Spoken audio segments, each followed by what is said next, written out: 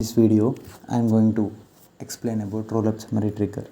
Before going to explain about roll-up summary trigger, first we need to know what is roll-up summary field. Roll-up summary field is nothing but it is present on master detail relationship. That means we can create roll-up summary field on master object. So if there is a lookup relationship between two objects, Salesforce does not provide those functionality to create a roll-up summary field on master object. So if there is a scenario, we need to create roll-up summary field on the parent record which is lookup relationship, then in such cases we will write this trigger. So for that purpose, first I have taken two objects. One is account and the another one is contact. Account is the parent and contact is the child. So here the relationship between the account and contact is lookup relationship. That means one account contains multiple contacts. So I have created a field called number of contacts on the parent record. That means on the account object. I have created number of contacts field on the parent object. So here this roll-up summary scenario is that counting the number of childs. That means how many contacts are associated with one particular account. We are finding how many contacts are associated with one particular account and we are displaying that count of contacts in the account object. This is what we are doing. So now let's see. Here I have created an account which is called ABC and it contains three contacts. One is Mike, Jeff and Mark. So now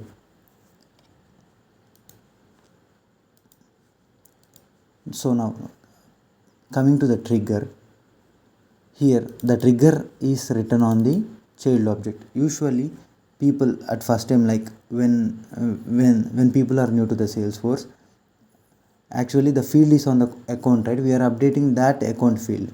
Here see, here there is account and here this is the field which is number of contacts. We are updating this number of contact field. That means people usually think that we should write trigger on the account, but that is not the case. The basic definition of the trigger is that any database operation occurs on the record, any database operation occurs on the object, the trigger should be fired. Here the database operations in the sense like insert, update, delete, undelete. And here that insert, update, undelete is not happening on the parent record. Those database operations occurring on the contact record. That means when I create a case, when I create a contact, when I have created a contact, the number increases. When I deleted a contact, the number of contacts decreases. When I update a contact, that means here Jeff is associated with account. If I deleted this, if I have taken this account and I have updated, then in such case also the number of contacts which are associated with the accounts will be decreased. So here the database operations are occurring on the contact object. So we should write the trigger on the contact object. So here the trigger is written on the contact object, on the child object, as database operations are performed on the contact object. So now this is the syntax everyone knows. This is the trigger, this is the name of the trigger, and this is the contact on which we are writing the trigger. So and inside these brackets we have to define the events, on which events the trigger should fire. So for now, as of now, just consider only after insert. So considering after insert in the sense like when I am creating a contact, when I have created a contact with some name and I have associated an account with that and I have clicked on save, that means after inserting, I am inserting a contact. After inserting the contact only we can know the count of the contacts and we can update in the account. That means here in this case we should not use before insert. We are performing the operation after the insertion of the contact, so we have taken after insert event. So now just focus on these few lines of codes from 4 to 7. So here I have taken the trigger.new. Trigger.new is nothing but it holds the new set of IDs. That means whenever I clicked on new and I have given values here, this set of these values will be stored in the trigger.new. If I am importing a bulk contact records, for example, I am inserting 10 contact records at a time, and these 10 contact records information will be stored in this trigger.new. Before inserting into the database, the information is stored in the trigger.new. So for visual representation, here trigger.new is a container. Trigger.new is a container and it contains a bunch of records. So here I am using a for loop to loop the bunch of records which are present in the trigger.new. So here trigger.new, here what I am doing is that I am taking the each record inside the container. Here I am taking the each record inside the container and I am putting that record inside the con variable here. This is the con variable. It is also like container only, just it holds for a fraction of second. It holds the values for a fraction of second. It's just like a container. So I am taking this record inside the trigger.new. First assume that there are 10 records. I am taking the first record and I am putting into the con container. And usually when we are inserting a contact with, it should be associated with, it may be associated with an account or not. So first we need to check that. So here it is the if condition. This is the condition it is used to check when we are inserting a contact. See here, these contacts are associated with an account, but these contacts are not associated with an account. So here in this case I am checking whether the contact which we are inserting is associated with any of the contact, not particularly one account, any of the account. We are checking the contacts which we are inserting into the database are associated with any of the contact or not. It is compulsory to check this condition because we are updating the account. If there is no account associated with an contact, then what is the point of checking? The main point is that we need to update the number of contacts which are associated with an account on the account object. So we need to check the contacts which we are inserting into the database is associated with account or not. So for that purpose, this is the condition. So after checking that condition, a contact is associated with an account with ID. So this is one record and it contains account. It is associated with account and it contains an account ID. So now I am taking that account ID and I am putting into the set. So here the process follows. Observe carefully. I am taking the each record inside the trigger.new and I am putting into the con variable, and I am for each record which is associated with account, I have putting into the set. This account ID of the contact I have put into the set. This account ID I have taken, this account ID, like that. If there are 10 contacts, I have taken 10 account IDs and I have put into the set. This is what this code.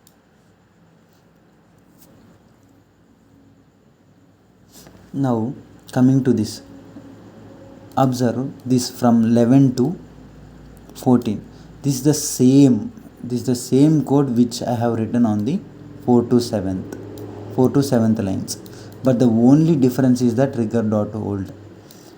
The reason behind that I have used trigger.hold. Here I have used trigger.new because I am inserting new contact into the database. So it generates a new ID.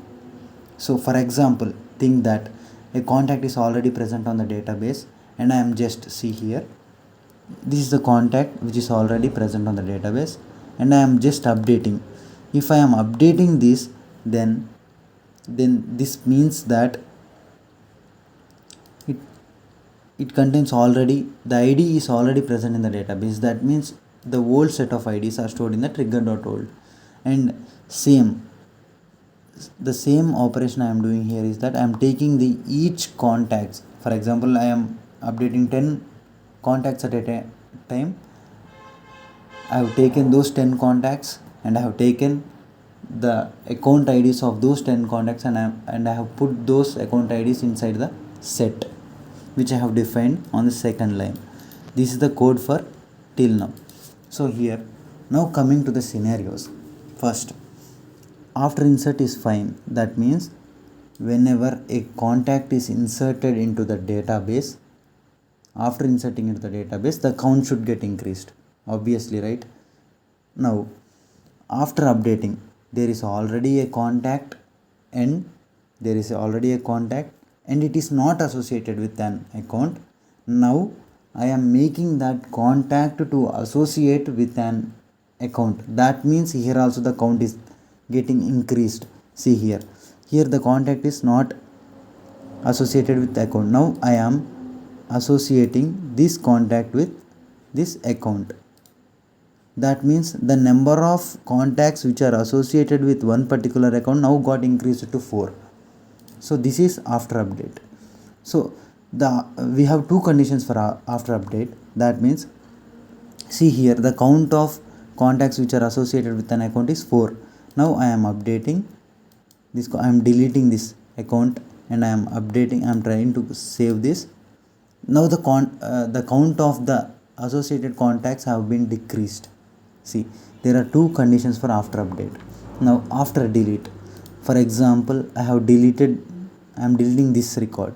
That means the count automatically gets decreased. Now after undelete, for example, I have deleted a record which is associated with an account. Now when I undelete, again the count should get increased. So in these four cases,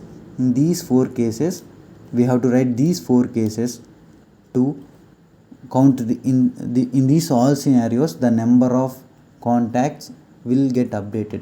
So we have to use these four scenarios here. Okay, we are not using before insert, before update, before delete. That means after insertion only we get to know the count of the contacts. Before insertion we might get it inserted or not, we don't know. After insertion only we know whether it is updated, whether the count is updated or not. So we use here after insert for that, after update, after delete, after undelete. So here trigger dot is insert, this we all know. Here trigger dot is update, trigger dot is undelete. That means in this scenario, when record is inserting, perform this action. When record is updating, perform this action. When record is undeleted, perform this action. Here if you carefully observe, here I have written here and here trigger dot update and trigger dot update, but I have used trigger dot new and trigger dot old. You may ask why you have used this trigger dot new and trigger dot old. The condition I have already said. See, there is an contact and it does not have an account. Now I am associated with an account and I have clicked on save. That means it got the count of contacts got increased. That means while insertion, see trigger dot new, that means the new set of ID is there. Here trigger dot is update. In this case I am deleting a contact and I am clicking on save. So the count is decreasing. For those two scenarios I am using here trigger dot is update and trigger dot is update. So for these two scenarios I have used trigger dot is update and trigger dot is update in both for trigger dot new and trigger dot old. So it is clear, right? I'm just taking the account IDs of the contacts in all the scenarios. In all the scenarios, I'm just taking the accounts which are associated with those contacts. If I am inserting 10 contacts, I am taking the 10 account IDs and I am putting those 10 account IDs inside a set. If I am updating 10 contacts, I am taking the 10 account IDs, I am putting into the set. If I am deleting 10 contacts, I am taking the 10 account IDs and I am putting into the set.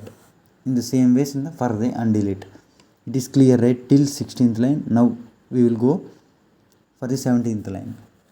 So here it is just 17th line is just a condition. It is used for the best practice. So just focus on the 18th line now. So I have all the account IDs. For example, I am inserting 10. Think of that, I am inserting 10 contacts and I have 10 account IDs. Now here carefully observe that I am fetching the accounts. Select ID comma number of contacts. That means I am fetching the account records. I am fetching the account records. That means, wait, I will show in a pictorial representation. That means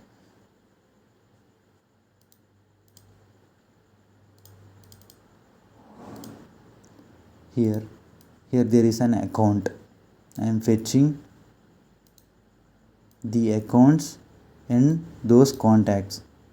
For example, there is an A. It is an account.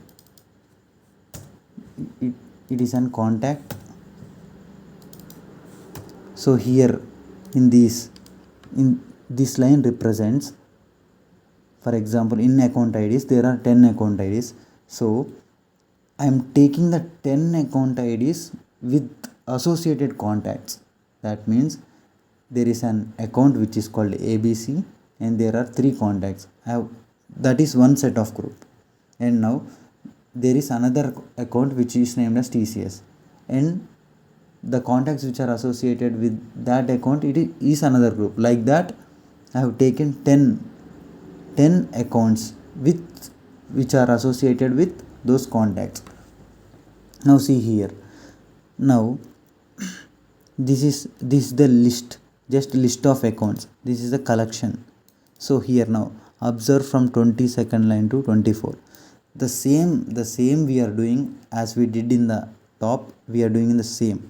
Now account list consists of accounts which are accounts and the contacts which are associated with that also. That means account list contains accounts and contacts. So here now I am looping this. Account list consists of accounts. Now I am looping this accounts and the same here scenario. Account is there. I am taking that account. I am putting into that ACC variable, and then here see, this is the main. Here what we are doing is that here just like we are updating just number of contacts field with acc.contacts.size. This gives ACC. In ACC what we have? An account ID and the contacts.size and the size of the contacts, and that value is inserted into that value is updated into the number of contacts field. And this is just an variable, and I am adding this variable into the list of accounts. This is the list of accounts. First of all, I have taken the account, and here in this case, here at this step, the number of contacts is not updated. Here in this case only the number of contacts got updated by the use of this method .size, contact.size, and I have put the new account in this list. This is also list, but it does not update it. The number of contacts is not updated. This is the list where the number of contacts got updated. So here I have taken an account and I have counted the number of contacts and I have put that account into the list. Update list.dat. In this list I have put the each account and I have updated that list here. This is how the roll up summary trigger works. Thanks.